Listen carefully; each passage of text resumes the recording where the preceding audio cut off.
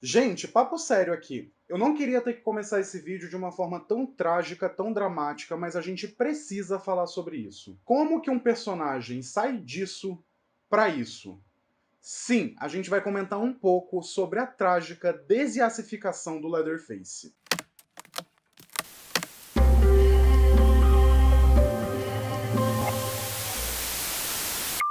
Olá, sejam muito bem-vindos ao Fita Maldita. Eu sou Gustavo Fiô e no vídeo de hoje eu vim aqui para falar um pouco sobre os meus três maiores medos: canibais, caipiras e todo o estado do Texas. Na última sexta-feira, dia 18 de fevereiro, a Netflix castigou o mundo com uma nova versão de O Massacre da Serra Elétrica. E eu tô aqui para falar um pouquinho sobre isso com vocês. Mas se você não tem muita paciência, eu vou pular direto pro assunto. Primeiro, o filme é ruim, é ridículo.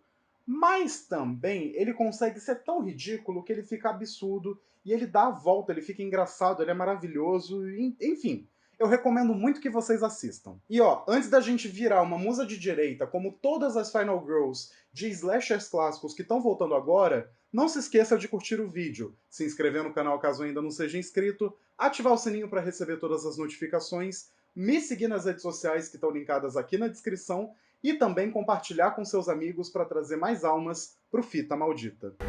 So Harlow is a ghost town.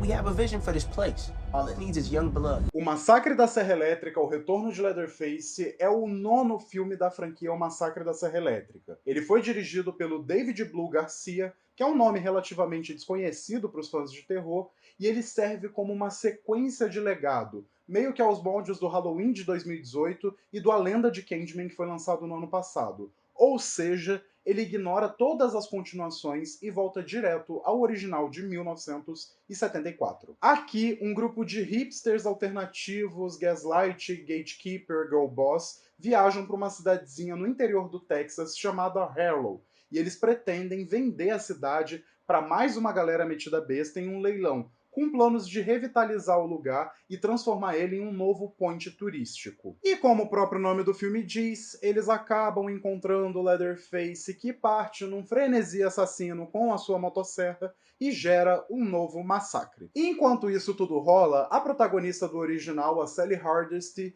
que era hippie, virou uma eleitora do Trump e decidiu que canibal bom é canibal morto.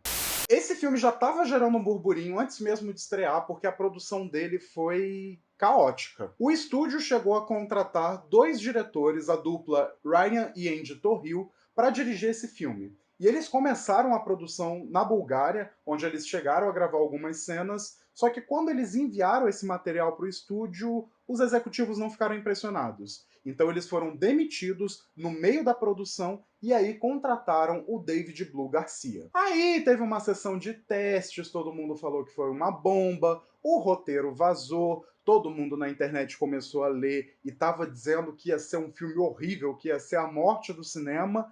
Então eu meio que já estava preparado para o pior. Só que depois de maratonar todos os 8 filmes de O Massacre da Serra Elétrica, a minha expectativa já estava lá no submundo e eu meio que não odiei. Ponto 1. O filme é ruim. Ele tem muitos defeitos aqui e ali, eu vou tocar um pouco nisso, só que também vem aí o ponto 2. Ele me divertiu, eu achei ele tão absurdo e tão fora da realidade que não pareceu pra mim um desperdício de tempo igual foi o Massacre no Texas, que foi o último filme lançado, que era um prequel do original, que seguia o remake de 2013, que na verdade não era um remake, era uma continuação do legado, e contava a origem do Leatherface, enfim, uma confusão, mas eu consegui achar esse filme muito melhor do que esse anterior. Só que ao mesmo tempo, a franquia continua cometendo alguns erros graves e muitos fãs do original que têm um preciosismo com o filme do Tobe Hooper podem não gostar. Esse aqui, por exemplo, ele promete fazer um retorno às origens, nos moldes do Halloween de 2018. A questão é que ele não tenta também seguir uma cronologia mais fixa, então você não tem uma conexão muito grande com o original, exceto pela participação da Sally.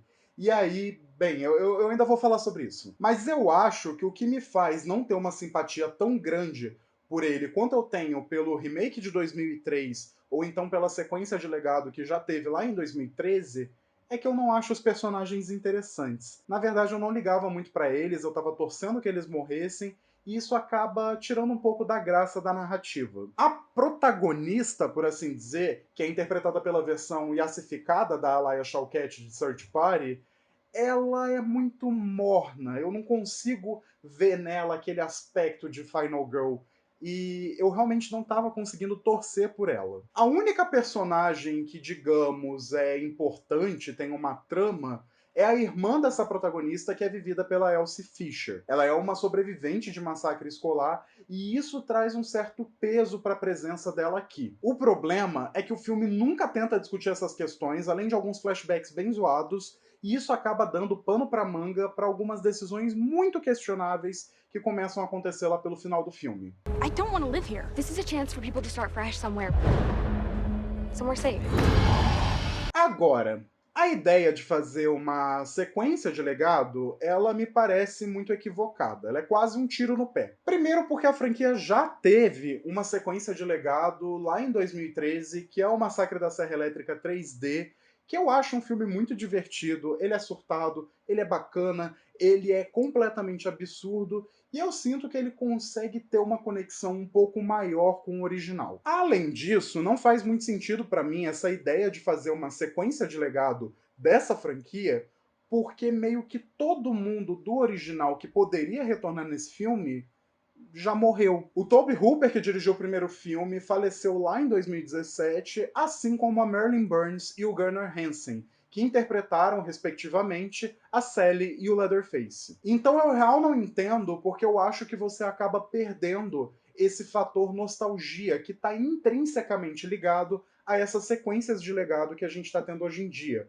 que é justamente você reunir os novos personagens, uma nova geração, junto com pessoas que vieram do elenco original. E como não tem ninguém do elenco original, e piora quando a gente pensa que esse filme faz um balança-caixão em cima dos personagens originais. Porque eles cagam muito na história deles. O Leatherface, por exemplo, virou um super-herói.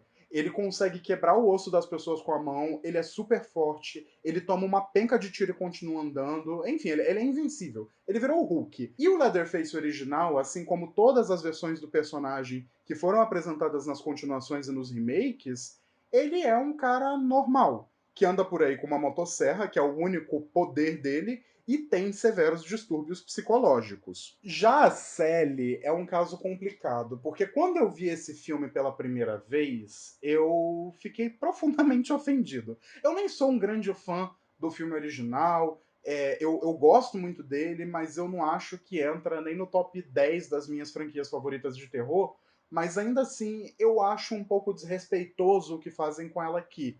Só que aí eu parei pra pensar e, enfim, eu já falo sobre isso. Mas aqui a gente vê que ela se transformou completamente em musa de direita.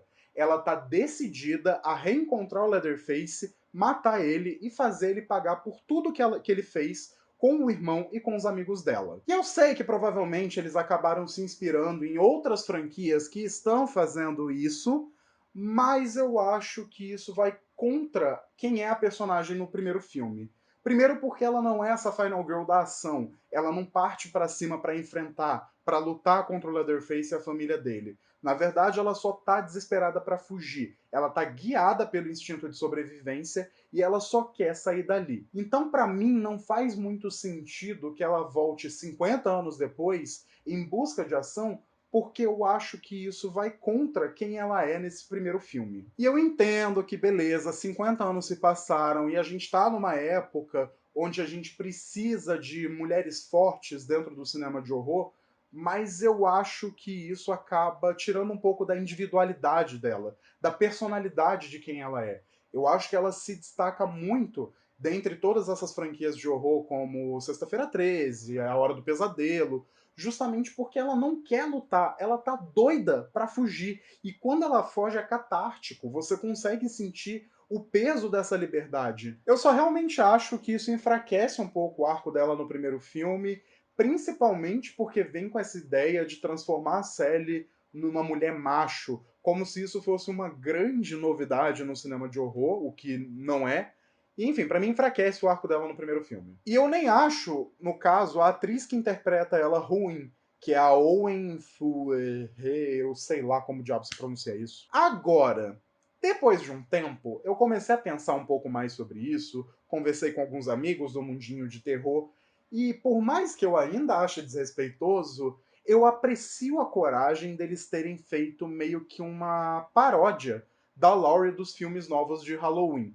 Na verdade, essa série aqui é quase como se fosse a própria Laurie, só que parodiada por Todo Mundo em Pânico.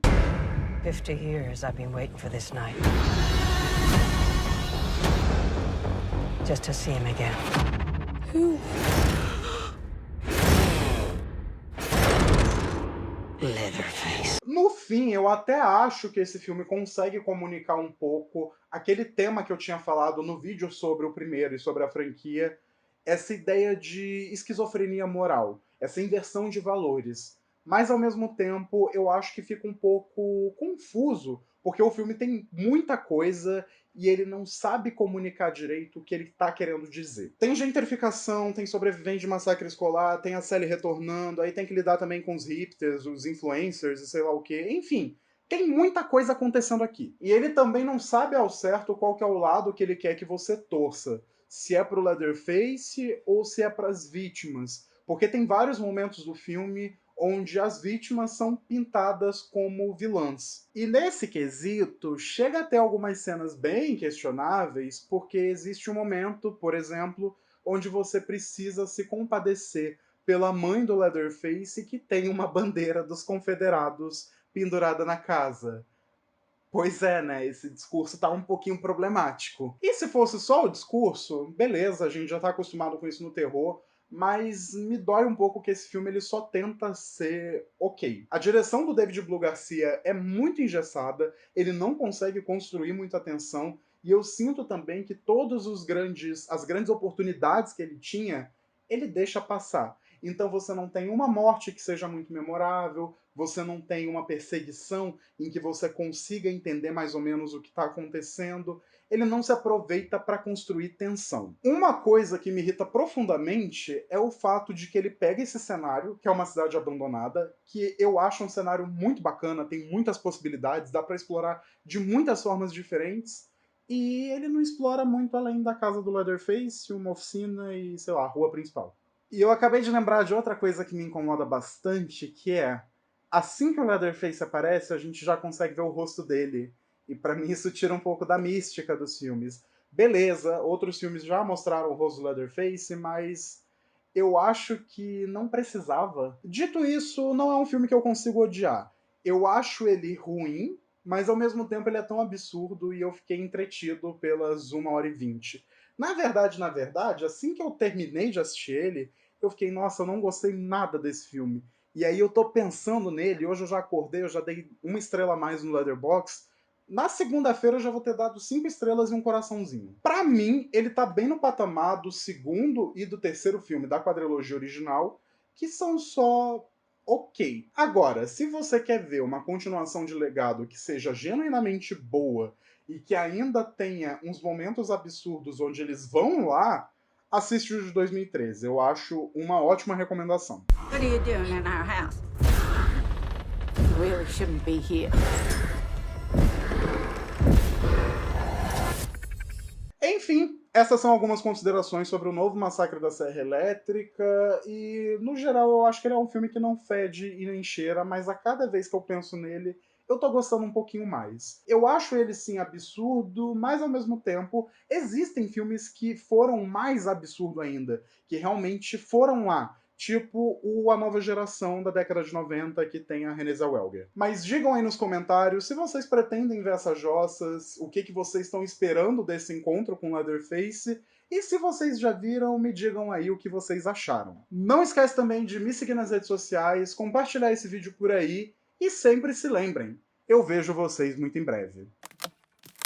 Ser bem sincero aqui, eu vi 9 filmes de O Massacre da Serra Elétrica ao longo de 2 semanas. Foi uma experiência, eu passei por todos os momentos mais bizarros da minha vida, mas eu realmente espero que eles nunca mais lancem um filme enquanto eu estiver vivo.